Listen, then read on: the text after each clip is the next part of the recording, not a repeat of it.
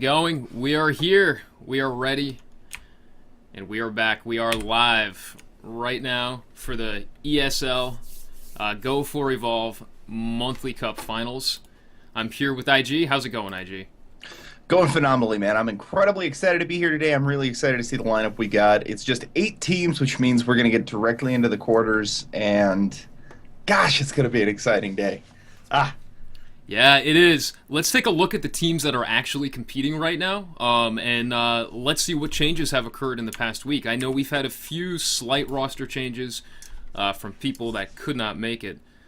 Looks like the brackets aren't actually showing up for some reason. Let's fix that I've got real the quick. brackets.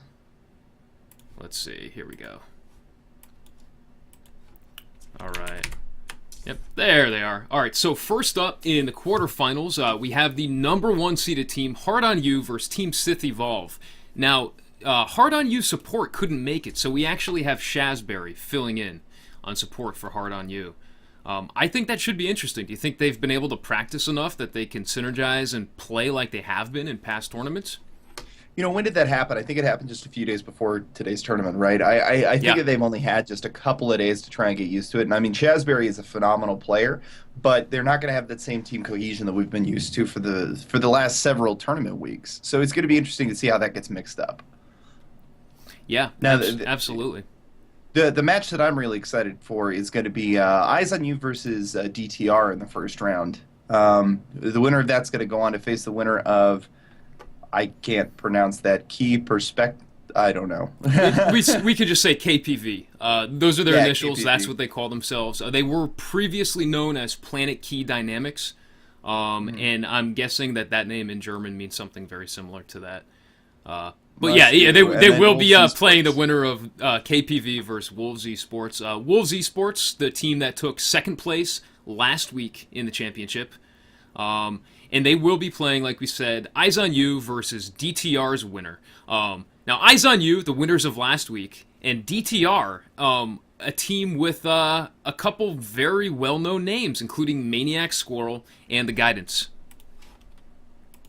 Yeah, no, that's definitely going to be one of the very, it's really exciting that we're going to have interesting matches paced out the entire day because round 1 especially, I think, dang it, I'm just sad that we're not going to be able to watch all of them because it's going to be interesting to see how Vidir does against Apex Black. They both had a really decent showing last week. Vidir's taken, 3rd place, 4 times almost now?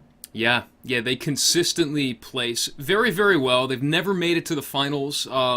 If I recall correctly, I think 3rd place is the highest they've managed to achieve, but they've always had an excellent showing every single week consistently. Well, I mean, it's going to be really interesting because as of, let's see, tomorrow starts the next ESL Cup, and then the week following, I believe, is the first week that the Tier 4 Hunters and Tier 4 Monster are going to be allowed in, and that's going to shake everything up. Possibly. So, for this weekend, at the very least, the Tier 4 Hunters and Monster are banned. We may see the ESL push it back, though. I think that would actually be the wisest thing to do. You know, there's no real guarantee, right, that all the Hunters and the Monster are balanced. There's no real guarantee. It would take hours and hours of testing in order to really confirm that. It needs to be played by the top tier competitive teams in scrims and things like that so that they can figure out where the strengths and the flaws of the Tier 4 Hunters and Monster lie. Now, as far as today's tournament ages, do you know how this is supposed to go? I mean, is this going to be best of 5, or is this going to be best of 7 all the way through? Absolutely. It's going to work just like the past tournaments, so it's going to be best of 5 in the first 2 rounds, and only the finals will be a best of 7. We do have the map picks for these first games here. We have, we have Orbital Drill first, we then have Refueling Tower, and if it goes into a Game 5 tiebreaker, it will be Fusion Plant. So that should be pretty interesting. Orbital Drill, I don't know. A lot of the top tier hunter teams like Orbital Drill. Personally, I think that the elevation differences. It's a little monster weighted. Yeah, it feels like it's just very, very rough on the hunters. Maybe I just don't use my jetpack as well as some of the pros do. But it I don't know, man, definitely it's hard feels a to- little monster weighted. Yeah, absolutely. I agree, especially if you're playing against the Goliath or a Kraken. Like a Wraith, not so much, luck, just man. because it doesn't feel like it makes that much of a distance. But especially with a Goliath, where you can just leap up the halfway up the wall and then climb up the rest of the way, it's kind of ridiculous. I don't know. Maybe they're gonna do a hard counter or something. Try and go with a Griffin to try and prevent him from climbing all over the place. Yeah, absolutely. And we do have the first game underway right now. This is DTR's Hunters versus Eyes on You's Cyril, the monster player and the team captain. We're getting into the game right now. Now, keep in mind, they've already solidified their picks outside of the game. The way it works is the Hunters' first pick, Assault and Trapper. The monster responds with their pick, and then the Hunters are given a chance to counterpick Medic and Support. This is already done behind the scenes. We don't know what they've picked, just like the rest of you, so we'll be seeing it in real time as well. And as soon as this loading screen is up, they should be solidifying those picks. It should also be noted, actually, that their perks are not set in stone. They do not pre-pick their perks. So they pick their perks at the same time as we're seeing everything else going on. So each of the opposing teams don't know what is being picked. All right, so we have a Kraken picked first. Let's get right into the game. Is that the Wendigo skin I see on the Kraken there? I believe it is. Ah, that could be. Yeah, I don't think I have ever seen that skin before, but you're right, it's got the white eyes. Yeah, it's the Wendigo. Don't That's believe interesting. that's the Elite skin. It looks very similar to the Elite skin, just not as bright, I think, right? Yeah, no, I agree with you there, and that's an interesting choice for this map because you don't usually see that picked on maps that don't have the possibility of snowstorms. Just because the monster becomes this great big white outline on the background, you're kind of skylighting yourself there. Huh, that's an interesting choice. Well, Cyril knows what he's doing for sure. We've cast enough of his games to know that he's a crafty bugger, so I wonder what he's trying to get out of that. Yeah, I don't know. Maybe he's tested it, and yeah, he's seen that it I'm seeing does some blend people that in are better. saying it's the Elite. There's some people saying it's the Elite. Like I said, it does look like the Elite. I thought that the Elite was a little bit... No, okay, it is definitely the Elite. Yeah, it's the Elite. It's got the gold on the back. Yep. Yeah, it just looked a little bit dim out of the game. All right, and there we go. Right, dropping in. And keep in mind, this is the first time that we have ever been able to test out Observer Mode. Once again, we have Cyril for Eyes on You, playing the monster, the Kraken, and it looks like he is going to head off and try and get as far away as possible, get some quick food. It looks like... Let's cover like he's going DTR's for- team real quick here. It looks We like he's have, going for a more direct route. as they're coming in off the dropship, we have DTR Sugar Daddy, that's Kaiser Tim, playing Cabot, the support. We have the Gentleman Squirrel, Brandon, one of the TRS devs, playing Griffin, the Trapper. We have Lord Death, also known as Lord Vengeance or just Vengeance, playing Kyra, the Medic. And we have Glitchful, who previously played Trapper, now playing Assault as Markov. You know, the monster's done something interesting here that I don't see a lot. Recently, I've seen a lot of monsters that go sneaky immediately out of the beginning just to try and confuse the monsters, or try and lay a false trail to try and confuse the hunters. But it looks like he's going for the most direct feed rage route possible, and it kind of didn't pay off very well for him because they've already got him domed here and tagged. Yeah, Wow. this is looking bad at stage 1, right away. Dome and tag. And You know, this is a good position for him to dome though, because there's a lot of ways for him to break line of sight and prevent them from getting the damage off onto him. And that's exactly what he's going to have to do right now. He's going to have to continue circling around. Look at that, Cabot with the damage amp and the lightning gun from Markov. They don't hold it long enough to do any damage to him, though. I was just going to say, he's doing an excellent job of damage mitigation. If you look, he's just going to continue to kite them around that center pillar there. As long as they're not going to set up 2 and 2, 2 on each side, and try and combat him that way and just put constant damage on him, he's going to be able to get out of this with armor left. Yeah. Getting in there, trying to do as much damage with he can as with the tentacle flails, while he's trying to set off the Banshee mines there at the same time. It looks like Gentleman Squirrel finally does get a harpoon into him, but it's just not enough as he turns around, slaps it down, and continues to move. 2 bars of armor left. Looks like he's going to disengage, move over to the other side of the arena. Yeah, great job mitigating damage there. Only halfway to stage 2 evolution. That down. could have been a very dangerous situation for him. Yeah, but he did well there. The dome is down. As long as he can get separated without getting the rest of this armor scratched off and getting into his health, he should be fine. And I don't know. I can't tell. Can you pull up the mini-map real quick there, Aegis? Yeah, there we go. Yeah, it looks like he's going to have plenty of opportunity to escape through that little canyon there. It looks like the Gentleman Squirrel is right on his back with Cabot railing him from afar. Wow, almost dodged the Vortex there. Did knock him back a little bit. Oh, man, and he misses the harpoon gun, too. It looks like Cyril will get away here. Yep, just stopping to eat, feed real quick. They're not letting up on him, though. You know, it seems that he's probably expecting this entire match to be them on the back of him. I would suspect from how quickly he was able to feed there that he probably might have taken the feeding speed perk. I'm not really sure. But it's really interesting that he's not trying to sneak whatsoever. If you've noticed, everywhere he's gone on the map, he just gets there as fast as possible, bursts down whatever's there, and then eats it as quickly as he can. Yeah, I think he's essentially given up on sneaking with these guys. Yeah, they're doing too well tracking him, and look at that. He's going to duck into that favorite spot. It seems like every Kraken, or every monster in general, likes to evolve here on this map, and he's going to hit stage 2. Now, this is awesome. We're actually going to get to see what he picks because of the observer mode. It shows up nice and clean, and we'll see it as soon as he finishes. But look at that. They're on him already with the lightning gun. So he finishes off lightning strike. The dome is ready. Yep, and the dome does come down. Yep, I think that his whole thing here is he's going to try and burst down that trapper before the trapper's able to do much. And with that lightning strike, he might actually have what it takes to be able to do that now. Yep, as you can see, he gets separated there. Gentleman Squirrel down to a quarter health. He's going to sneak pounce in while the Banshee Mine comes in. Beautiful job there. Wow. Yeah, well played on Cyril's part right there. Takes out the Gentleman Squirrel, drops the dome, and escapes without very much damage done to him. Now, unfortunately, in Observer mode, it doesn't show exactly how many bars of health they have, but I believe that is approximately 2 bars of permanent health damage that they managed to do. Yeah, I believe so. There, I believe so, Aegis. That's about a quarter of his health there. That's a decent trade for the hunters, actually. The monster definitely had a hard time being able to burst him down quickly enough. Lord Death's a phenomenal medic, and it's really hard to try and make damage stick when you've got a Kyra that's just that consistent with her heals. Yeah, absolutely. Looks like Glitchful is the one out in the lead here. Wow, almost on the Kraken. Look at that, only 60 meters away.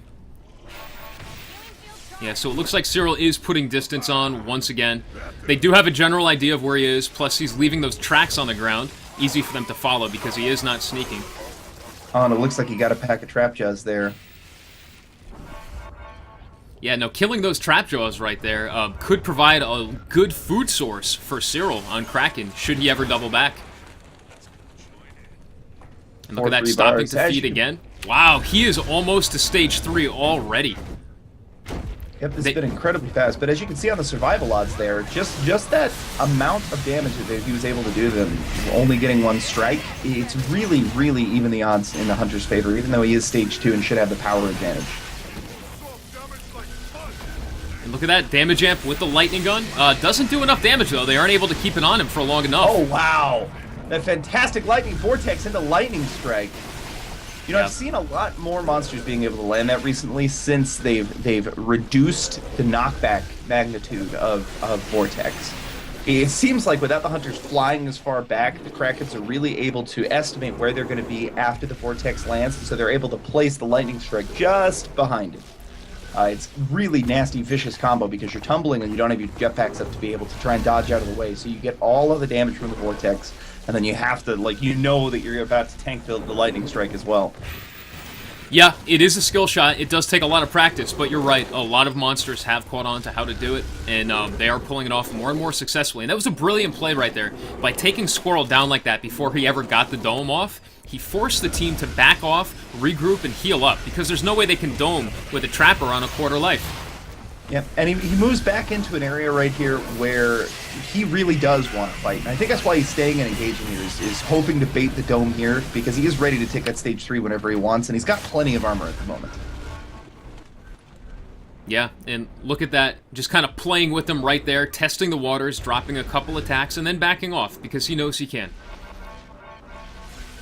Yeah, very smart play on his part. He is just about to stage 3, and they need to catch him now. They need to do some serious damage to him now, because a stage 3 Kraken with very little permanent health damage done to him is a force to be reckoned with.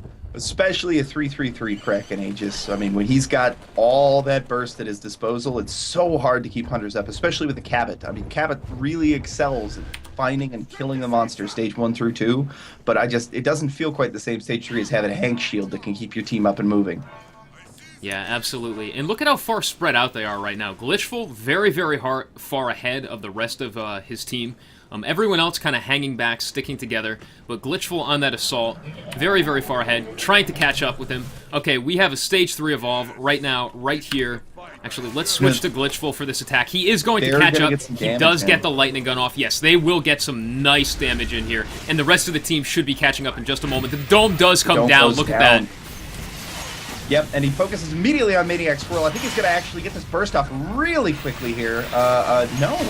Looks like they're able to frustrate him with the cloak, and so he turns around, pounces on top of Medic, and then gets a nice lightning strike on a bunch grouped up hunters there. Ooh. Yeah, great play there. Once again, sticking on Maniac Squirrel, not letting up. It looks like Squirrel will go down here. Lightning strike, not enough to finish him off. Oh, wow. Just a sliver. And the Cabot damage amp does come out. Remember, he's had no armor here. They got him as soon as he evolved, and so everything he's taking is real damage. It looks like Assault. No, Support goes down. Yep. Yeah, Trapper on 2 strikes, about to take his 3rd. That Trapper's about to go down. Assault trying desperately to raise that Cabot, and it looks like he is able to get him up before anything happens. Yeah, that Kraken may be staying and playing a little too long now. I think he'll finish them here. Yep. They need to back off and run.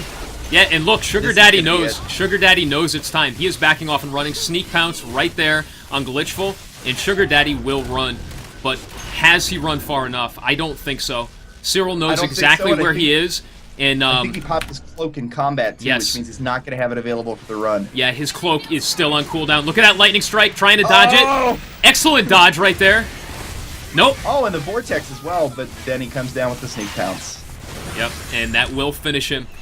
Cyril, the monster for Eyes on You, taking game number 1 and showing why Eyes on You won last week's tournament. They really have come a long way in the past few weeks. They put up an amazing showing last weekend, and they're continuing that trend, it looks like, today.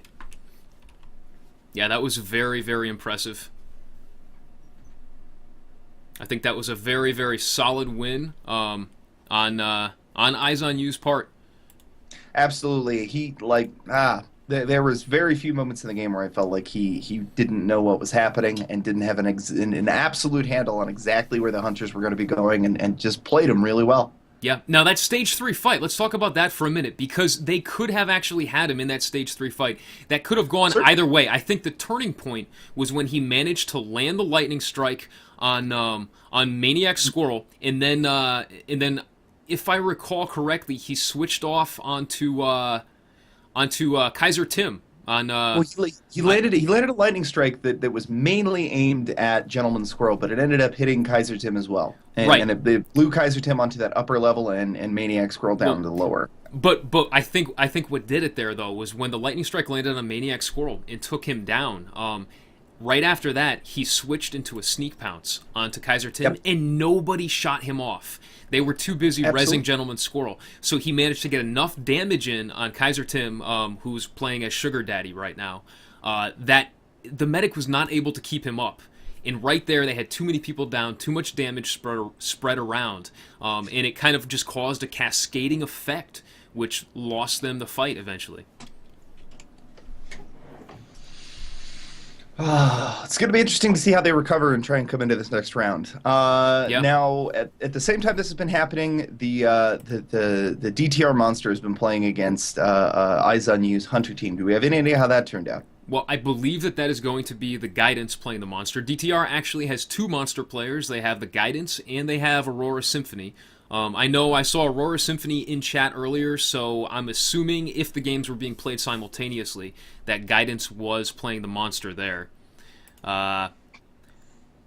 So let me see.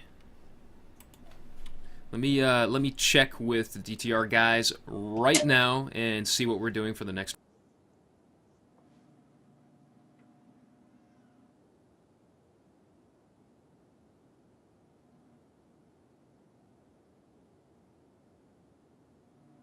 All right, just sent them a quick message. We're going to see which game we're going to get into next. I am not sure. Typically in past tournaments where we have more players involved, what happens in a best of 5 is each team plays both sides simultaneously.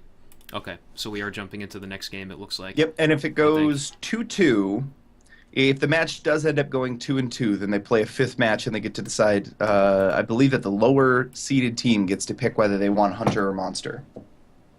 Yes. Yeah, it does work by the lower seeded team. They have it worded a little bit strangely, but that is how it works. Okay, so it looks like we are jumping right into the next match. So we still don't have an update on the Monster side.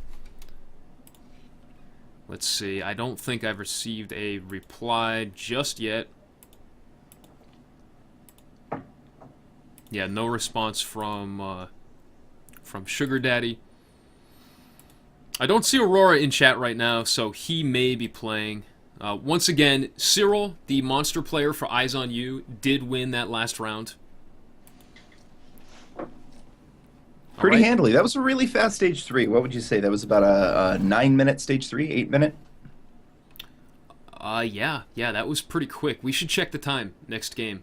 It's a lot to take in with Observer Mode, but we still can check the time, just like any player in the game can check the time.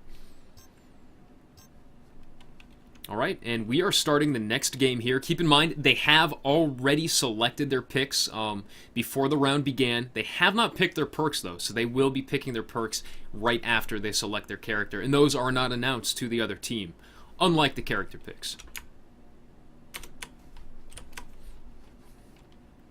Alright, and we are jumping into game right now. That loading screen sometimes likes to take a while. Now, what do you think we'll see? Do you think we'll see a Kraken once again? I do. I haven't seen Cyril play anything except for Kraken. Kraken's exceptionally strong right now. I confidentially have spoken to a few Monster players who generally play Goliath, and they've all said that they're starting to try and pick up more Kraken just because Kraken is feeling really, really strong right now. Yeah, he absolutely is. And the other thing about Kraken, too, is that, if you can hit Stage 3 with a Kraken, with all these teams running Cabot, it becomes very, very easy to win Stage 3. You don't have the shields from Hank to play a little bit more defensively. I think Hank DTR's... is definitely favored in a Stage 3 fight, but DTR doesn't seem to use Hank very often. I agree, and DTR is doing an excellent job of staying on the Monster. The problem is that they're being really aggressive, and they're staying on the Monster from beginning to end, but the Monster's plan that out, and is just sneaking feeding in whenever he can, and they're not doing enough to try and interrupt that feeding and to try and make him upset enough that he makes a mistake. And essentially that's what they're trying to bet on here, because if the Monster plays everything right, he's going to win against this team. All he has to do is make it to Stage 3, and he knows that, bar something... some phenomenal play from their part and something really weird happening, he's going to win that fight. A Stage 3 Kraken is just so powerful. Yeah, it's very interesting to see how the competitive scene has developed. Initially it was Cabot all the way, all the time, because players were still winning, even at Stage 3. Now it's not so much. Now players really have to make a strategic decision. Do they want that heavy aggression in Phase 1 and 2, with a potential loss if the game gets to a Stage 3, or do they want to play more defensively and pick a Hank? Alright, and we have the rest of the team dropping in. Once again, looks like Glitchful on Assault playing Markov, Lord of Death on Kyra as the medic. We have Sugar Daddy playing Cabot on support. My sweet Sugar Daddy. And we have the Gentleman Squirrel, everyone's favorite Evolve streamer, playing Griffin the Trapper. Does anybody else picture a squirrel in a top hat? Is that just me? Like top hat, monocle? No? Okay. I don't think I've ever seen Brandon wear a top hat on stream before. No, that's what I'm saying. Is like when I hear the name, the Gentleman Squirrel, that's all I can picture. Is just a little squirrel in a top hat with a monocle. I kind of picture a crazy rabid rodent running around throwing nuts at everything he sees. Well, that's Brandon. Yeah. Maybe my idea is skewed just a little bit from watching his stream too much. All right, it does look like they get that tag off. A phenomenal, looks like 120-meter tag. That was a really, really excellent job for them. They're going to be able to reveal the monster for the next 45 seconds, which is going to be incredibly hard. Then again, they kind of had the same thing last time. Oh, I didn't see this. They've switched it up. They've got Abe at the game. I don't know why we didn't see that on the screen before, but that's a really interesting choice. This is only the second time we've ever seen Abe pick in the ESL competitive play. You're right, and I believe I said Griffin at the start. I did mean Abe. Yeah. Yeah, no, that's a very, very interesting choice, and I kind of like this. I'm not gonna lie, I really like this Abe pick against Kraken because, okay, anytime Griffin's harpoon comes out, he reveals himself. It's kind of like the Val heal beam, because the monster can always see where that harpoon was coming from. All he's got to do is look back along it as he breaks it, and then he knows exactly where the trapper's at. And the trapper is a prime target come dome time. However, with Abe, you can lob those grenades from anywhere, and it's really hard for the Kraken who's flying all the way up in the air to be able to really see where they came from. And they do drag him down at a constant rate now that I believe is the same as Look at that, dome comes down, Cabot on the damage amp, Markov on the lightning gun. Wow, nice damage here, already down to half armor. And he's going to back off. Sneak counts out of Cyril just does not pay off as they're able to do damage and continually break him off of that. Yeah, he needs to get out. That dust tag, though, dust tag will allow Cabot to railgun him through the walls. Goodness, and he's just not able to climb up the edge of there. Looks like he got caught for a second, took a bit more damage. You know, this is the really first hard time. place for him to fight. Yes, this is the first time in the ESL Go4Evolve that we have seen a fight in this area. And I have always wanted to see a fight in this area. This is such a cool spot. Hunters just avoid it like the plague because there's so many places for him to go to be able to separate himself from the damage and to be able to separate himself from, just separate the hunters themselves, because they're going to have to use their jetpack to either get over that big wall or they need to run around the outside, which takes a good 20 seconds.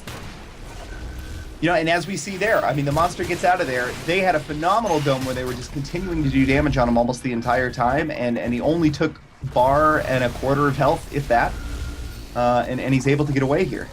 Yeah, he's doing a great job at mitigating that damage. Now, I didn't get the chance to point it out during that dome, but if you noticed, anytime they were on him, if he didn't have an open attack, he turned his back to them, because when a monster takes a hit to a limb, they take half damage, and from the backside, the Kraken is almost nothing but limbs. So from the front side, and from the front side, he's exactly. And of course, a headshot does 2 times damage. So that was a great play on his part. I've only ever seen that once used deliberately before, and that was actually by DTR's monster player, Aurora Symphony, when he was playing Kraken during the very first ESL. I'm sure it's been done before, but I've just never seen it used so blatantly as today or during the first tournament. Look at that, we do have a Stage 2 Evolve coming up right now. Yeah, and I don't know if you saw that, Brandon, but one of the hunters actually went down to Wildlife shortly before he pulled his Stage 2. Like, they didn't end up going all the way down, but something was definitely sucking on their face there. But they do get the dust tag off. It looks like he's going to finish off with the exact same build he did last time, and he's going to be able to get out of here in time. It looks like. No, the dome goes down. Yeah, they do get him in the dome. Wow, this is a really great job for this DTR team. He has not been able to evolve without them putting pressure on him. Wow, that damage on Glitchful right there. Glitchful caught out alone, pops his shield, and he may finish Glitchful off without a chance to be healed up. This could be really bad for them. I was just going to say, it's an excellent move on his part, taking out their main source of damage before anything else. That spells a lot of trouble for the Hunter team here, and it looks like that's the way it's going to end up going down. Yep, there he goes. Glitchful goes down, and the Medic is down to a quarter health. Medic is running directly into that patch of Banshee mines. I wonder if she's... Goodness, she gets knocked back by the Vortex, and I don't think he could see her. Cabot Damage Amp is going to make the Kraken move off him for a minute. They do have time to get Glitchful back up. Yep, excellent strategy right there. Kraken, Cyril down to almost half health. Cabot with the Damage Amp once again. Markov with the Lightning Gun. Fantastic job stripping that armor down. They've almost got him down to half health now. But the dome does go down, and he's going to have the opportunity to escape. As you can see, though, right now, Monster heavily damaged, limping out of this fight at half health. And, a direct beeline down the river, which is fairly easy for the Hunters to follow. Yeah. Yeah, absolutely. They have eyes on him. Glitchful leading, already firing that machine gun. Look at that. So he can see exactly where Cyril is. They do have the tag on him with Abe's tracking gun.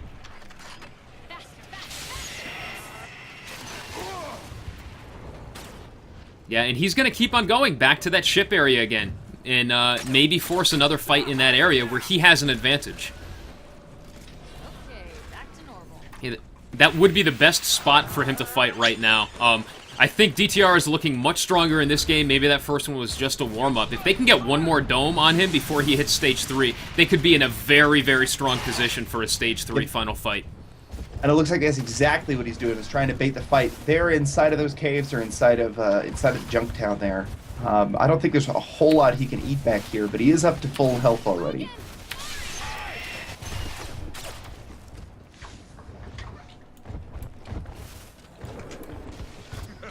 Yeah, and look at that. He does manage to duck away once again. But yeah, they do have the tag on him.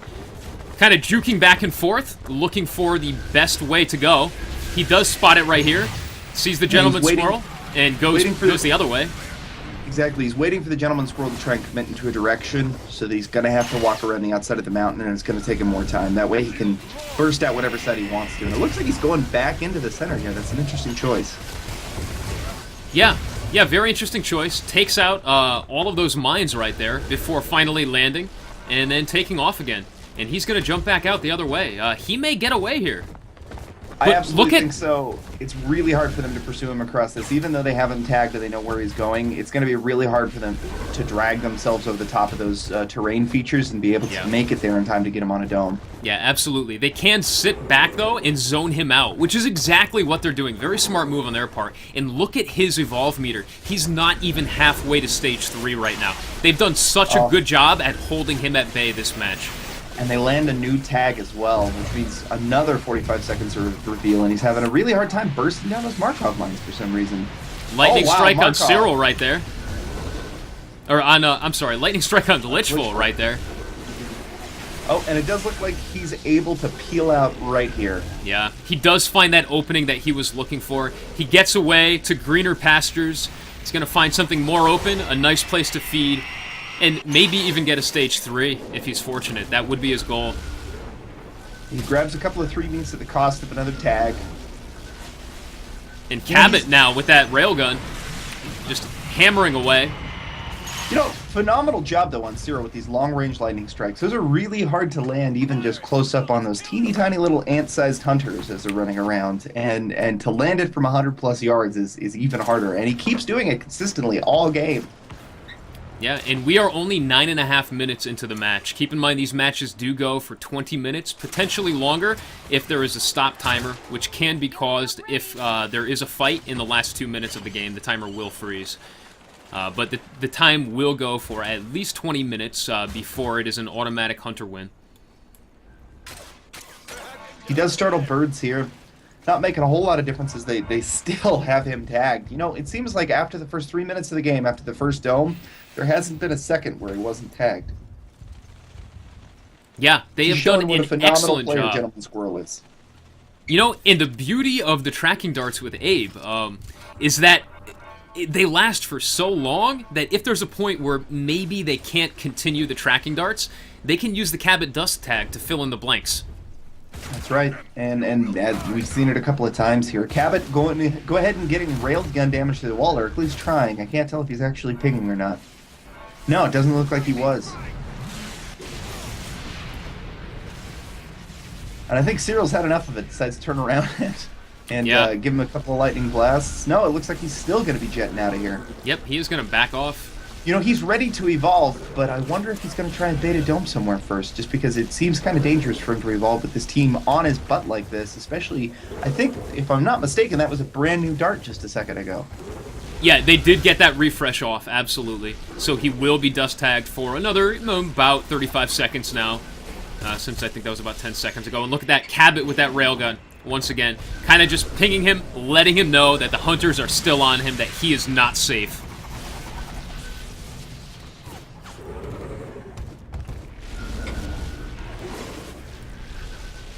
And once again, trying to back off. It looks like he's going to head for the caves this time. Yeah, and there he goes into those caves, looking for some food. It seems like the food has actually been pretty sparse for him. There's not been too many places where he can duck down and eat on the go. At least not in the areas where he's continuing to run it. I feel like he's been over the same portion of the map 4 or 5 times now, and he's just been kind of running in a little crescent moon pattern. Yep. And he's kind of cleaned out everything that's over here, and if he hasn't cleaned it out, then the hunters have definitely killed it, and it's rotted away by now. So he's just picking up the few snacks that have spawned since then. And keep in mind, the hunters can kill wildlife on the go. Those corpses will remain for 2.5 minutes, but after that, they are fully decayed and will no longer provide food, armor, or evolution points for the monster. And in fact, a good example of what we were talking about there, right when he scattered those birds, I don't know if you all saw, but right underneath that was the bodies of those 4 trap jaws that we watched the assault kill earlier that had been completely rotted out and unusable. Yeah, it's all right. The only things. And here we go. We have a stage 3 evolve. You know, the hunters are right on him. He's tagged, and there is no food anywhere around him for him to be able to pick up quick armor. Yeah, 45 meters away. Will they be able to get close enough? The dome does come down. Look at that, and they have him in the dome. And he finishes off Banshee Mines and Vortex. All right, and back to the monster. Let's see what he can do here. He's going to be looking to go on Gentleman Squirrel right away, focus him down, and get out of that dome. He has no armor and only 2/3 of his life left. You know, and he's done a great job of being able to separate inside domes and being able to eat and get some bonus armor in the middle of a match, but there's just nothing here for him to be able to do that with. It's going to be a really hard fight for him if he's not able to get that trapper down quickly. Cabot with the damage amp, lightning with Markov with the lightning gun. Oh, and his health just drains away quickly, but it looks like he is able to blast them both up to interrupt that animation, and he is able to hit a lightning strike on both Lord Death and the Gentleman Squirrel at the same time, both of them falling down within a quarter. Kyra able to keep them up really handily, but I just don't think it's going to be enough. There it goes. Going for Glitchful. Glitchful pops the shield. Medic does go down, though. They need to back off now. You know, this is a bad situation for them to be in because Kraken is able to punish a body longer and better than anybody else without taking hardly any damage. And look at that. It looks... They do drop the dome, but he stays in. He knows he can win it right here. Glitchful goes down. Goes down to a Banshee Mine. Kyra is about to be dead for good. Gentleman Squirrel is about to go down. He dodges the lightning strike. Well played. The Vortex does take him out, and Sugar Daddy splits.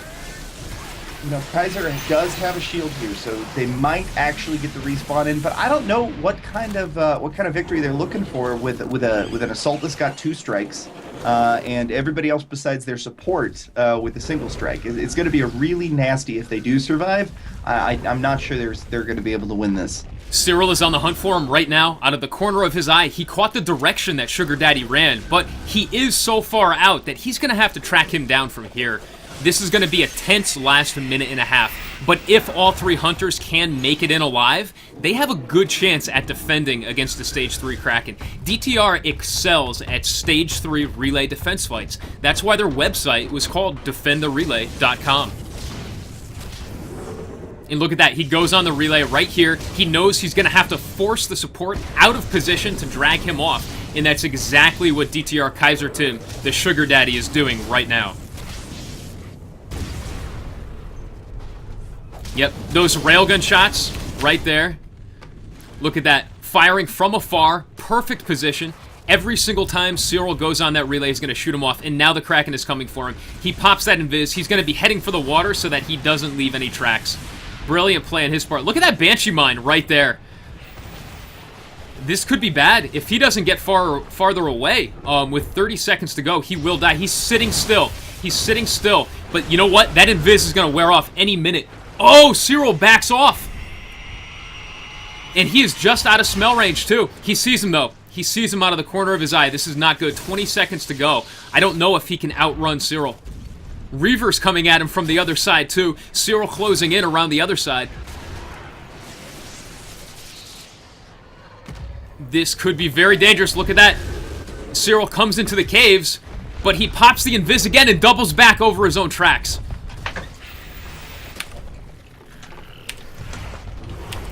Yeah, brilliant play on Sugar Daddy's part right there. And look at that. Just throwing out lightning strikes, looking for Sugar Daddy, trying to figure out where he is. Amazing jukes on Sugar Daddy. DTR Kaiser Tim playing the support. Very, very well played. He survives long enough to bring the rest of the Hunter team out. I don't think he's going to be there with them for the final fight, though. And that could prove to be their downfall in a Stage 3 fight. Split off from the rest of the team, they will definitely take him out. Yeah, that's really unfortunate to see. You really need Cabot in that third stage fight if you have any hope of being able to do enough damage to be able to take that Kraken out. Yeah, and look at that. Glitchful. Down to almost no health already. Maybe hit by some wildlife. He already popped his shield. Wow, he dodges the lightning strike. That would have taken him down right there, but the pounce will finish him. And he does go down. Alright, and the Kraken now coming in for the last two. They are going to fight him indoors, where the Kraken is the weakest. They can kind of juke around that relay right there and potentially avoid his lightning strikes. This is going to be a tense final fight, but this is what DTR excels at. I don't know if they can pull it off with only 2 people up. Wow, excellent play by Cyril, not using normal attacks, only resorting to the pounce. And it looks like Lord Death may go down. He dodges the lightning strike. Sneak pounce on the Gentleman Squirrel. Gentleman Squirrel low. Vortex drops him out of the fight. Gentleman Squirrel, only one left, and he goes down as well. Cyril takes game number 2 of DTR's Hunters versus Eyes on You's Monster. That is now 2 games for Eyes on You. I am not sure how the other side of things have gone. We know that Aurora Symphony or the Guidance will be playing Monster versus Eyes on You's Hunters. Well fought here. I mean, even though they lost, this was a phenomenal set of matches. DTR has, I mean, they're not down and out yet, but what I mean is even though the Hunter teams have lost a couple, they put excellent pressure on throughout the entire match. It just, I'm hesitant to say what they could have really done better there. The Kraken just landed each and every skill shot. You know what I mean? It's just, Yeah, I definitely can't say that, they should have done this or they should have done that or this was wrong. Overall, their play looked phenomenal. Cyril really just outplayed them. Grats to both teams. Very, very well played. Now, we are looking for a final result from the other side of things. I am asking Cyril right now. He's saying that he does not know how things are going. Let's see if Aurora Symphony, I know that he was in chat earlier, so I'm assuming Guidance was playing their Monster. Let's see if he has any idea. I do have a bit of an update there. KPV has lost to Wolves Esports. So the winner of this match is going to be facing Wolves Esports in the semis. Okay. Okay, I am updating the brackets right now. Let's go and check out the brackets. So yeah, right here we do have Wolves Esports as the decided winner against KPV. We still have no results yet on Hard on You versus Sith or Epex Black versus Vidir.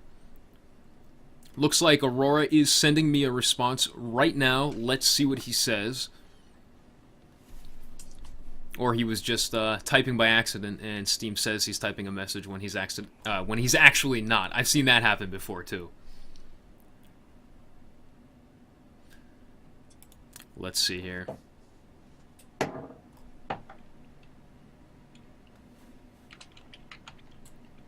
Okay, so it looks like Guidance is currently up 1-0 and in the second round right now. Unfortunately, that game is already underway, so there is no way for us to join in on it, as far as I know. So we will have to let that resolve. But if Guidance does win, then DTR versus Eyes on You will go into a final definitive game number 5 tiebreaker. Now that could be exciting. I'm not sure who they would pick, but DTR would have the choice on whether to play Monster or whether to play Hunters. If Guidance wins both games, though, I'm assuming that they would put Guidance in for a third game as the Monster. That's what I would assume. I think that DTR is going to have the pick, though, don't they? Yeah, DTR's had. Yeah, I agree. I think that they'd send Guidance in, especially if you'd already won 2 matches. I wouldn't imagine them wanting to go up against that same Kraken again. Yeah. Oh, not without a substantial team composition change there. Yeah, so we will have to wait and see. I am not sure how far into that game it is. Let's ask Aurora if he has any idea. He just gave me the word tiebreaker, so we will be going into a tiebreaker. The teams now have to decide whether to whether to pick who they play or to pick what map they're going to play on. That choice will fall to DTR. I would assume that they are going to pick what they're going to play, and I'm assuming that that pick will be Guidance on the Monster. Cliff is playing the tiebreaker. Okay, so Guidance will be playing the tiebreaker round as the Monster. That means that Eyes on You gets to... well, no, they don't get to pick the map. The map's already been chosen. Yeah, the map's already selected. Right. Right, so the side actually just defaults to DTR, and then they will be joining in on the next game. Let me see who I have here. Let's get... Okay, let's see. All right, so we do have one of the Eyes on You hunters. Let me just send him a quick message and let him know that we'll be spectating.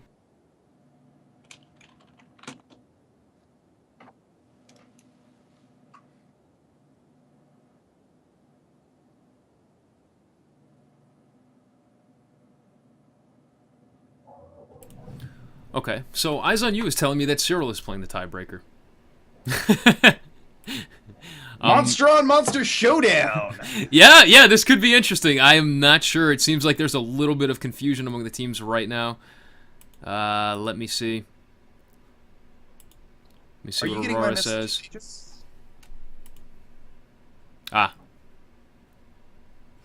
Okay. I do see them right now. Yeah, that's fine. It is minimized right now, so it would be frozen. No, there's nothing at all. Oh, okay. Yeah, we can fix that. That's fine. But for right now, we do need to sort the teams out. Okay, so he's saying that they are on the right. Okay. Alright, so it looks like we will be spectating Cyril versus DTR's Hunters once again. Huh, okay.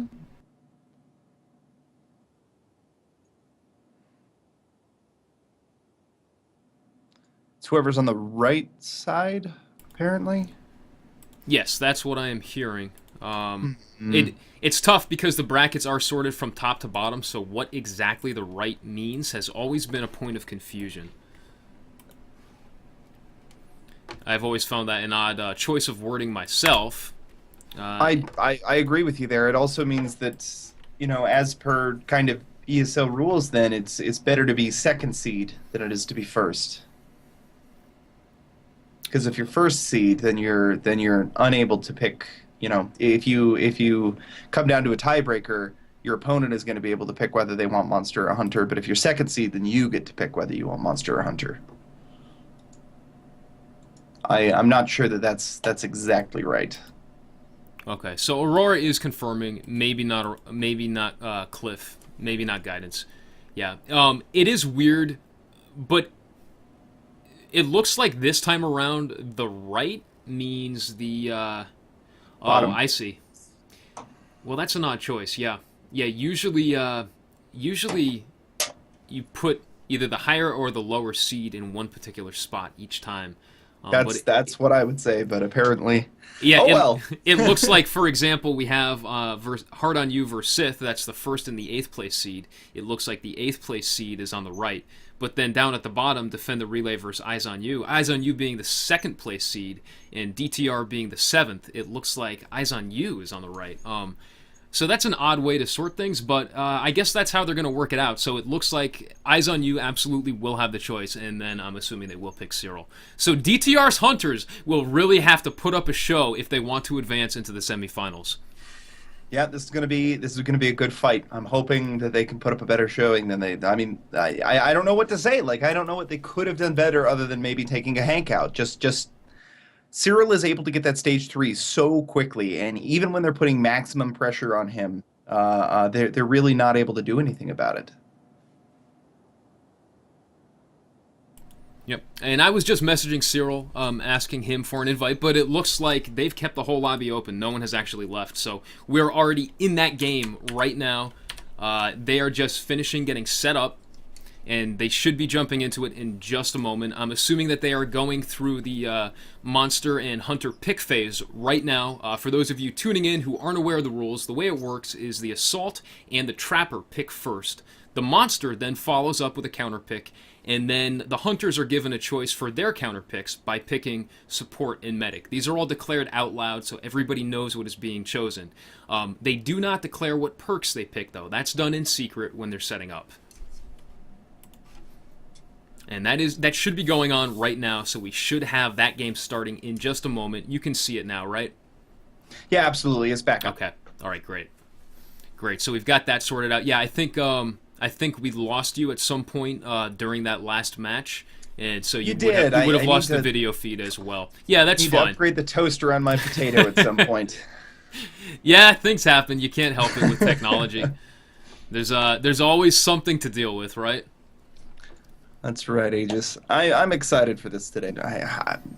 I think I'm pretty sure I know the way this is going to go, bar something crazy happening, but it's been an excellent match so far. Rarely have I seen hunters that do such a great job of applying pressure that end up losing in the end like this. Yeah, definitely worthy of a cup. Now, while we're waiting for them to set up, let's take a poll from chat. Let's see who you guys want to win. If you guys want to see last week's winners, Eyes on You, win, let's see some PogChamps in chat. And if you want to see DTR win, let's see OPOP. So, Eyes on You, let's see some PogChamps, and DTR, let's see some OPOPs. Let's get a quick poll going right now. Just curious to see who is rooting for what team, or if people are at all. Maybe they're not rooting for either team. Maybe they just want to see some great games of Evolve. I see some OPOP. Yeah, okay. We've got some DTR fans in chat right here. Looks like all DTR fans. No PogChamps at all. If anyone's a fan of Eyes on You, let's get some PogChamps in chat.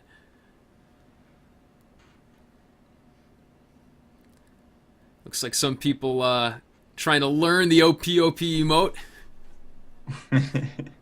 I always love those emotes on Twitch. You know, some of my emotes aren't working today for some reason. You may just have to refresh your browser. The teams we are currently casting, once again, are Eyes on You and DTR. This is game number 5 of a best of 5. This is the tiebreaker round. This is Eyes on You's monster, Cyril, versus DTR's Hunter Squad. Now, Cyril's already won 2 games against them, so DTR is really going to have to play in tip-top shape if they want to win here and advance to the semifinals. Absolutely. They're going to have to change something up. They really are, because this Kraken has been absolutely on top of that Cabot build. Anytime that Cabot damage amp comes out, Kraken is able to get the distance he needs in order to break the focus of that beam and not let any other damage come onto him. Yeah. And it doesn't feel like it really doesn't feel like he's been able to get very many railgun shots off, especially not good headshots like you really need to be doing with Cabot. Yeah, I almost feel like, I mean, as we know, DTR Lord Death, also sometimes called Lord Vengeance, is probably the best medic in the scene right now, or at least the best Kyra player in the scene right now. Having played with him, I have to agree with you. I didn't know what I thought about that until I actually had played a few matches with him, but yeah. Nothing sticks. Like, damage never sticks, and so it's really interesting to watch a monster being able to just pound on them like this. Yeah, he does a phenomenal job, but even with as well as he can play a medic, Kyra's healing is just not enough to out-heal the damage from a Kraken Lightning Strike. I almost feel like they should soak as much damage as possible and not use Jetpack except to dodge a Lightning Strike. The cooldown on Lightning Strike is so long that if you don't use Jetpack at all while it's on cooldown, you will always have a full bar of Jetpack, which will guarantee you a dodge on that Lightning Strike. I've done it before to amazing success playing with DTR. The Kraken's Vortex and Banshee Mines just simply aren't enough damage for Lord Death to out-heal. You know what else seems to be just incredibly frustrating for these guys is they keep getting the monster in stage 1 domes fairly early in decent positions for them, and they're just unable to do enough damage to make any of it matter. Like, in fact, I think the last time they ended up walking away from that stage 1 dome with a strike. I mean, it's it's really, really tough for them right now, and there's something about their mix that's not working. They're not putting out enough damage, I feel, in order to justify the Cabot, but they're not able to use any of those other abilities. I mean, his cloaks only come into question in combat one time, and I think it only got the monster off for what, maybe 20 seconds? Yeah, if that at all. Maybe they're going to change it up here. Maybe they are actually going to switch to using a Hank or something. Maybe, I doubt they'll use a bucket, so maybe they're going to pick a Hank. Yeah, it's going to be Bucket Laz, Aegis. That's what I foresee. Bucket Laz every time. Yeah, the amazing counter to Kraken. Yeah, they will probably pick Cabot again, but I think Hank might be the better way to go. I think you're absolutely right. The way that they've been playing so far, I think it's proven that at least at this point in the game's meta, Cabot is kind of necessary to stop those stage 3 fights against an extremely skilled Kraken player. Well, and I mean, if you're feeling like you can control the battle, that's the whole point of it, isn't it? Like, Cabot is great if you feel like you're able to do enough damage and to feel like you're controlling it and you've got the monster on the run and he's in trouble. But they've never really gotten to that kind of position. Like, they're able to put pressure on him, yes, but it's always pressure at about 60 yards where he's really able to feel comfortable and knows how to dodge and knows how to get out of the way. I don't know. I don't know that Abe would solve, or sorry, I don't know that Hank would solve that. Maybe this is going to be Sunny's, like, maybe this is really where Sunny's going to shine because she's going to be able to get them into position faster, as well as doing the shielding. Yeah, possibly. We'll have to see how Sunny plays out after she's balanced. I know I saw a thread, I believe it was on Reddit earlier, that was linking back to a Turtle Rock Studios forum post, where Phil Robb confirmed that any team running Sunny has something like over a 60% win rate, which I think is a little bit better than what they're looking for out of just a single hunter. I would absolutely agree with that. I think that a lot of the tier 4s are a little bit strong right now. And, it just kind of shows, I mean, for instance, how much balancing work has been done on the Goliath. The very first monster that was ever made, the one that's had the very most playtime, the one that's been in concept the entire time, they didn't have to do anything. I don't think he's had a single thing changed to him since launch, and that's just because they've had so much time to smooth out all the wrinkles that were happening, and it feels like some of these others just haven't had nearly as much time. I mean, Turtle Rock has talked a lot about their process, how they like to iterate something and then play test it for hours and hours and hours before anything comes into the game, and I feel like maybe they just haven't had as much time as they're used to. Yeah, and look at that. We are jumping into the next game right now. A nice extra long loading screen. Looks like all the players are loading and connecting. Fusion Plant. Oh boy. This is going to be a very interesting map. I feel like that if he does play Kraken on this one, he's going to have a much harder stage 3 fight, simply because of the geometry inside of the Fusion Plant power reactor. Wow, and they pick a Maggie and a Hank. So we're going with the original God comp here. Wow. That's I'm happy about this. I didn't see that coming. I mean, Maggie's a very interesting choice. I think that what they're looking at here is they've realized that they're unable to deal with him until he hits stage 3. Like they're just not going to be able to stop him, and so they picked Maggie because Maggie really allows you to abuse the geometry inside that power relay station. So I think they're thinking the same thing we are. They're setting up for a stage 3 fight. They've got Hank in order to take out those in case somebody's unable to dodge. You can shield him. This is a good choice. They might be able to do this here. Interesting. Looks like they called a quick restart. Maybe something was wrong. They are allowed to restart within the first 5 minutes of a match if something happens. So it looks like they're repicking real quick. That was just a quick hiccup. And we should have the game actually underway in just a moment. Now, the one interesting thing I'm going to mention here is that because they did pick Maggie and they don't have Val as their medic, they have no way of pulling the Kraken out of the air whatsoever. They have to depend on the Kraken coming out of the air on his own volition. Or perfectly placed traps. That will do it as well. That's true. That's true. Depending on the area, though, I mean, it's hard to get a trap 30 feet up into a tree. And they're restarting again. Let me ask Cyril real quick what is happening. They are leaving the match. Okay, let me just ask him real quick. Gonna mute the mic here, folks. Binges, I think you're right out there. I think it is the first 30 seconds of the match that auto restart is allowed. Yes, I'm sorry. It's the first 30 seconds, but then I believe there's a 5-minute rule if there is some sort of issue or a disconnect or something. Yeah, if there's a disconnect, it's first 5 minutes. Yep. Okay. Okay, so one of them keeps on bugging. I believe he's getting the no gravity bug, which is why they left the game. They're going to recreate it, and then we will be jumping right back in. Once again, this is game number 5 in the best of 5, Eyes on You versus DTR. This is the ESL Go4Evolve monthly championship quarterfinals right now. Each team is fighting one game away from elimination or their right to continue into the semifinals. Well, I just have to say here, Aegis, none of the other teams have posted their finals up to the brackets yet, which makes me think that they might have also gone to tiebreakers, like even Vadir and Epex. The only teams that have finished their first round so far have been Wolves Esports and KPV. Yeah, these teams are playing their hearts out right now. This is a 350 EU prize pool. The prize pool just seems to be getting bigger and bigger as time goes on. So each team fighting to win as much money as they can. And once again, getting into this match right now, let's see some hype for both teams in the chat. If you want to see Eyes on You win this best of 5 and advance to the semifinals, let's see some PogChamps in chat. And if you want to see DTR win, let's see some OP. That's right. OP for DTR. PogChamps for Eyes on You. Let's get him in chat right now.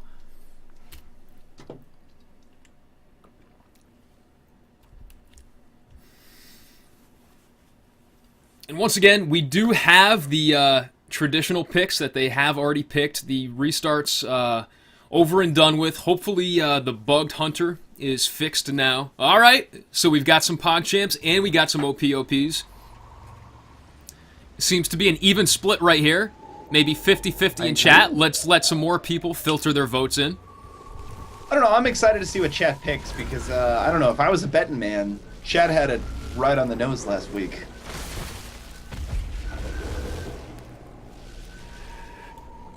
Yeah, they did have it right on the nose. You're right. All right, and Cyril sneaking around over here. That's an interesting choice. I feel like this is a very dangerous spot to be right at the beginning. When those bay doors open, there is a chance that they may spot him. Let's see. You know, it's interesting. Are you seeing how his... Oh, never mind. I forgot that that's... We no longer actually get to watch what the monster is actually looking at anymore. But I was wondering if he was probably... you know, focusing up towards where the dropship is and trying to put trees in between himself and the dropship just when the dropship landed. Because I've seen that happen a bunch of times, where the monster just happens to know exactly where the dropship is and just tries to use features of the terrain to keep himself barely hidden as the dropship's falling. It is super risky, though, I agree with you. You're running into the... especially with a Maggie on the team, because they're immediately going to have a compass pointing in your direction as soon as they land. Yeah, absolutely. And even without that compass, they may have been able to see him. Wow, look at that. Waiting for them. Jumps right over Glitchful. Goes right on Lord Death. Going to do some damage to Lord Death and then probably take off. He doesn't want to stick around too long. No, he does have full shield here. I wonder if he's maybe trying to bait the dome because he's really close to being able to evolve already. And holy cow, he's really close to being able to evolve already. How did I not see that? He is maybe 2 snacks, 2 meats from being able to just take it. Whoa. A little bit of hang motion there in the air. I don't know if that was on purpose or if that was the game glitching out. Yeah, it did actually buy the Gentleman Squirrel a little bit of time. Look at that. Starts to climb the rock and then backs off. He knows he's got to double back the other way. But this will put him right in that canyon. You know, we like to call this Crowbell Canyon, and we've had our monster player tell us many a time that if a stage 1 monster is going to fight, this is the place it needs to happen. Yeah, absolutely. It's a phenomenal opportunity for him to be able to peel himself off from the Trapper. If the Trapper overcommits either one way or the other to try and block off the far end or try and block off this end, there's not a whole lot of opportunity unless they pull something really sneaky like a Cloak Dome. He's just not going to be able to get around fast enough. And it leaves opportunities like this where he's able to get a sneak pounce and take half the health off the hunter, or off the assault before anybody's able to get him off. And look at that. Gentleman Squirrel pounced on by one of those little Venom Hounds. That will definitely slow down his progress, yeah, and deal a little bit of continuing damage. He will be into the fight now at slightly less than full health, and Cyril gets away. As you see, though, Cyril stiffs him out, realizes the Trapper has decided to go the other way around, decides to try and hang out, do a little bit of damage while he can, as long as he's got armor, and then once the Trapper overcommits to one side or the other, he scoots right out of there. It's a really excellent tactical position for a monster to be in. Yeah, and he's just going to keep on going and going. Look at that. Look at how much distance he's putting on them right now. You know, that 3 meat is going to bring him into a position to be able to evolve. Unfortunately, he wasn't able to bait the dome out, though. So, you know, they do have basically a homing missile with 4 legs on it and a dome ready to go as soon as he decides to try and pop that. Yeah, now 100 meters away from the monster, and Glitchful, the closest one to the monster. Look at that. And he evolves to stage 2 safely, right next to that tractor that we like to call Tim Allen. Oh, and it looks like he is going to be able to get fully up and out before they're able to put any damage on him, which, I'll be honest, that's the first time he's evolved without, you know, them catching up to him right at the very last second, putting damage in before he was able to get armor. Yeah, and look at that, shooting him off of his first bits of food. He does get a little bit of armor to protect him from those first few shots, but not enough. He's got to back off. This is a great spot for him to be in, though. This building is so large that a monster can easily sneak away. He's not going to sneak away, though. It looks like he's waiting. I think he wants to double back. Ooh, interesting. I think he's waiting to try and get a sniff out, but it might end up getting him caught, though, because the Gentleman Squirrel is directly on his tail there. Oh, but he is going to drag them out over what we like to call a pit of death here. Yeah, he will be able to sneak away here for sure. I'm just wondering why he waited. That seemed like an odd choice of movement. He could have just kept on going and put even more distance on the hunters. I think he wasn't quite sure if they knew exactly where he was at yet, and maybe he was going to try and squirt back along the top of it and go back for Crowbill Canyon. But who knows? He's able to pick up a couple of Mars Striders here. There's going to be 2 snacks apiece. I think both of them will bring him up to full armor. It looks like he doesn't take out the other one, though.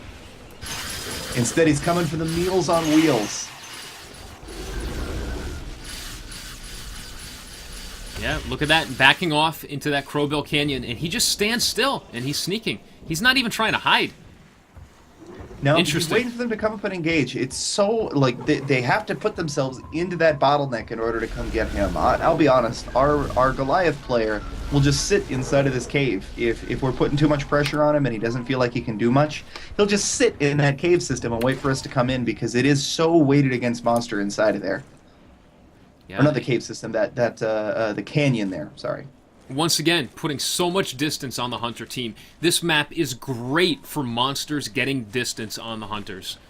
He's leading them in this giant loop around the building there, and it's just brutal.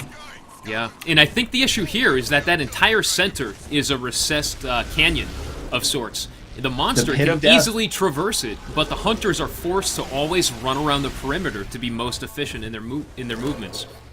Or pray that when they're bursting over the top, they don't run out of jetpack fuel and wind up in the mouth of the tyrant there at the bottom. Right, exactly. All right, so look at that. About 1/3 of the way to stage 3 now, and with full armor. He's just going to sit here and keep on eating. He is getting shot at a distance from Glitchful right here.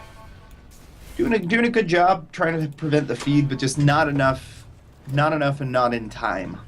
He was able to get about 5 meats out of that, which took him from almost nothing to half, well, above half. Jeez. I think we're going to see another really quick stage 3 here, and I'm guessing our first real major fight is going to be about when he's ready to evolve. Oh, but the doe does go down. Wow. Wow, well played. Yes, he is. Well played. I don't think he was ready for that fight, so they're going to force an engagement on him when he does not want to fight. Oh, man! Misses the climb. Cyril, the assault, misses the climb to get up to the Kraken. That's going to reduce all of his jetpack, and he misses it again. Glitchful misses again. You know, and this is a phenomenal example of what Cyril does best. I think Cyril's best thing is he's able to sit back and try and create positions where the hunters are going to make a mistake. Yeah, look at that. And that's essentially all he does is he waits for the exact most opportune moment. Wow, excellent orbital right there from Hank. Drops the orbital, continuing to fire on him with that laser cutter, and Glitchful drops down, trying to get some lightning gun shots in, but is vortexed away once again. He has done an excellent job keeping Assault out of this fight. Great damage. They've only got about 15 seconds left on this dome, but they have finally stripped the Kraken's armor off. Lightning strike on Glitchful. He pops his shield, and Kraken runs again. Glitchful finally switches to his machine gun. The last 2 seconds of the dome, a little bit too late. You know, they're able to tap out a little bit into his health damage there, Aegis, but I don't think they're able to do enough for it to make a real difference. He is going to lead him directly down into the pit of death here, I think. Yeah. Which is a good move for Kraken here. They really, really don't want to be engaging down there at the bottom where that Tyrant is.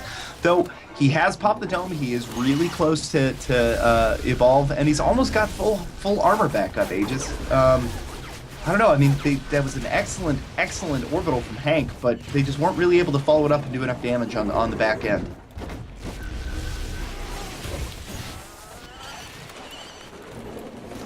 Yeah, and it looks like he is going to be able to get just almost enough evolve energy to go off here. And what I'm betting is, by the time he's ready to circle back into Crowville Canyon, he's going to have enough. And I'm betting that's where the evolve's going to come off.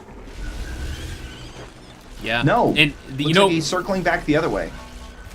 He wants to do everything he can to avoid them to safely get that stage 3. Well, finish eating and get that stage 3. They need to get another dome on him before he hits stage 3, and they need it to be a successful dome. Look at that. We hear the dome coming down, but he dodges it. Just dodges it. Dang. Wow, And very, that is very gonna put well him- played. You know, that took them from being in a really good position to be able to counter him to being in a much weaker position here now. He's going to get enough evolve energy to be able to go off here. He's got 45 seconds now where he knows there's no dome. I don't see him not evolving in the next 30 seconds here. He may try and bait the fight here. He may actually want the fight. I think he's waiting for a sneak attack. Look at that. Yep, and there he goes. He wants to do some damage before a stage 3 fight. Oh, wow. And he chooses to go and engage the assault here, which is an interesting move. It's something I've been seeing a lot of monsters do recently. Like, conventional wisdom would say to engage the trapper and the medic first. What I've seen a lot of people do is take assault down to almost no health, wait till he has to pop his shield. Wait while he's popped his shield, kind of separate him out with the vortex so that he's not able to get any health. Focus on everybody else until the shield comes down, and then eliminate their main source of damage, which just allows the monster to be able to camp the body and do anything he wants. You know, and he flies out across that main pit of death there. It looks like they're going to have a hard time catching back up, and I bet he's going to get the evolve off in this back corner. Yeah, I think he is. Yep, right next to Tim Allen. Look at that right there. There's Tim Allen. And he pulls off that evolve, that precious stage 3. In a really good position here, considering they've got a Hank, he finds the only bit of cover in the area that has a roof. Look at that. They pop the adrenaline boost, but they're still 70 meters out. He will get away, I think, if he wants to. Yep, he's going to back off right there. He sees them coming, drops the lightning strike, and then he's going to go. Wow. You know, being able to hit the lightning strikes with a tiny slit there, that's the kind of skill shot that I'm talking about. Now, this is the fight that they've been preparing for the entire match, though. This is the fight that they essentially made their picks for, was the stage 3. Yeah, you know, and this map right here in particular is famous for being Hunter favored in a stage 3 fight. There's that abusable L wall on the second level of the relay. And that's something that DTR has practiced to no end. So let's see how well they can pull it off today. It will be a very, very tough fight for Cyril playing the Kraken. You know, honestly, Aegis, that's where I learned the L wall strategy from, was DTR. That's where I learned it from, too. Yep. It's really, really nasty. For those of you who don't know what we're talking about, you're about to see it in a moment, but there's a piece of geometry inside of that power relay where the wall on multiple levels is set up in an L shape, and it is incredibly hard for Kraken to get through there. Wow! They're going to fight him in the open. They're choosing to engage him up here on these pillars, which is an incredibly interesting situation. He's going to go ahead and try and engage on Glitchful, get a little bit of damage in, force him to pop a shield, which doesn't come. Looks like they're able to chip off a couple of bars of armor. The dome goes down. Sneak pounce on Lord Death. Yep, but not doing any damage there. He turns around and it looks like he's trying to figure out where Hank is. That's exactly what he's doing. He's trying to get enough damage in on people to make Hank reveal himself, and he's done so. Hank now trying desperately to dodge out of the way. Not enough. Lightning strike comes down and hits 3 hunters at the same time. Sugar Daddy almost down. Really drops the orbital there. It drops the dodges the orbital though. Excellent play there. Looks like Sugar Daddy will go down here. No, misses Sugar Daddy. He's spreading that damage all around. This could be very bad for him if he can't focus someone down soon. All of his armor is off right now. They're doing a fantastic job of putting that pressure on. He is forced to focus on the Hank, and just not enough damage is coming out, though there it goes. He's now going to focus on the Gentleman Squirrel. The shield comes out, and Sugar Daddy gets focused back down with those auto attacks. Yeah. Wow. Pops once again, and disappears. Great shield on the Gentleman Squirrel. A fantastic job coming out of Hank. They've almost got him down to half health here. I think Sugar Daddy's going to go down here. I don't think he can stop this. Misses that lightning strike again. Oh, sneak pounce, vortex. He's going to get away again. Look at that. And he line of sights him. Fantastic job. This is exactly what I was talking about in this previous match. Oh, this is going to be it. Yep, there he goes. Hank finally goes down, taking almost half of the monster's health with him, though. Wow. He's going to refocus on the Gentleman Squirrel, and remember that we do have Daisy in this fight, so if Cyril is distracted even for a moment, Daisy's going to have the opportunity. Oh, but Daisy goes down trying to res him. Yeah, Daisy goes down there too. I think that they need to break off now. They're doing what they can to try and keep Hank up. That lightning strike is going to finish him. Hank is now out of the fight for 2 minutes. That countdown timer started, and the sneak pounce into Vortex on Lord Death, pushing him away. You know, he's trying to knock Lord Death down to the pit of death there, but they're doing a really good job with the jetpacks keeping it out. And there they go, trying to get inside and start abusing that L-wall geometry for the next minute and 40 until their guy drops back. And Gentleman Squirrel runs the other way. I don't think he has enough health to run this way. Yeah, Sneak Pounce finishes him right there as well, and he is far away from that fight. Lord Death splitting off. Glitchful splitting off in the opposite direction. This is not looking good for DTR's Hunter team right now. What once looked like a phenomenal fight was turned around in a matter of 30 seconds. Those jukes were so real in that last engagement, though. I could not believe how fantastically that Hank did, just dancing around the relay there, or not the relay, but the couple of buildings on the outside of the relay there. Yep, and look at that. He's not even going to bother chasing. He just goes on the relay. He knows that the hunters have to come to him. A minute left. They must come to him and drag him off that relay. And that's exactly what Glitchful does. Trying to abuse this L-wall right here, but he has no traps from Maggie, meaning that the Kraken will be able to catch up and get the sneak pounce. Yep, will Lord Death be able to come in? Kyra's the only one remaining, and I think she's too far out to even be able to get in position to be able to start firing those fire grenades on. Yeah. Yep, pops that adrenaline, but he's not he is not gonna close in fast enough. Yeah, he's gonna get here, but I'm not sure it's gonna matter there. He's gonna get here with enough time to lob maybe one, and yeah, there it is. Couple grenades. He does break off the fight. Banshee Mine's coming in. Dodges the vortex. He can survive for 15 seconds. He's just gonna go on the relay. Yeah, that's it. Excellently played. Excellently played by the monster players, Cyril. Excellently played by the Hunters as well. They put up quite a fight right there. They did everything that they could, and I mean, that looked phenomenal right up until the end. That was a much better game than the previous two. I really feel like Hank made a huge difference on that last engage. And if they were able to catch up earlier in the match as they were able to do before, I feel like they might have actually had it. You know, it almost feels like Maggie was the odd pick there, just because, yes, they've never had a problem keeping on him up to this point, which seems like you pick Maggie for the traps to be able to abuse the L-wall geometry, but they never ended up going into the L-wall geometry. They ended up trying to fight him out in the open. Yeah, you know, I think he may have actually caught them off guard. They may have been waiting, trying to dish out a little bit too much damage to him before he got armor, and I think he just armored up too quickly for them. I think that's exactly what happened. I could be wrong. I would have to talk to them after the game to see what happened. But man, that was a great fight either way. They did such a good job with the situation that they had. Yep, I agree. That definitely shows a team that's able to change their strategy. They didn't have the same lineup any of those games, but just not enough. Not enough. Yeah, not enough. Okay, so now we will have, let's see here, we will have Eyes on You advancing to the semifinals versus Wolves Esports, and let's see if we have a resolution to the other side of the bracket. So we do have HOI. They eke out a win over Team Sith Evolve. I do know that Insane 521, their monster, actually went 1-1 against their Hunter team, which means that HOI's Hunters either took 2 games or they finished it off in a tiebreaker. I am not sure of that final score. We are still waiting for Epex Black versus Vidir to finish up. We are going to cut to a quick break, folks, while everything finishes up and we get sorted for the next series of matches. Once again, thank you all for tuning in. If this is your first time here and you like what you see, if you want to support the channel, hit that follow button right down below. It's free. It doesn't take anything other than a second of your time to click that button.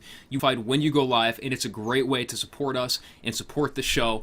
We've done everything we can to kind of promote the community and kind of build up this Evolve community from the ground up. We took you to stage 2 with these Shoutcasts, but now we're ready to take it to stage 3, coming up very soon.